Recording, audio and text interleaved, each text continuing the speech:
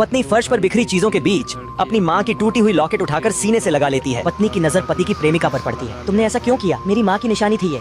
लेकिन जवाब देने की जगह पति उस लड़की का हाथ पकड़कर उसे वहाँ से ले जाने लगता है। तभी अचानक पत्नी बेहोश होकर गिर पड़ती है। अगले ही पल उसकी आंखें अस्पताल के कमरे में खुलती हैं। सामने उसकी डॉक्टर बहन बैठी थी। बहन की आंखों में चिंता और गुस्सा दोनों थे। वह कहती है, आप उस आदमी को छोड़ क्यों नहीं देती जो आपको जरा भी अहमियत नहीं देता? पत्नी कुछ नहीं बोलती। कुछ देर बाद बहन उसे बाहर ले जा रही थी कि तभी सामने से पति अपनी प्रेमिका के साथ आ जाता है। पति बस एक पल को पत्नी की तरफ देखता है। उस दिन पहली बार पत्नी को एहसास होता है वह अब उसकी जिंदगी में नहीं, बस एक आदत बनकर रह गई है। अगले दिन तीनों एक ही टेबल पर खाना खा रहे थे।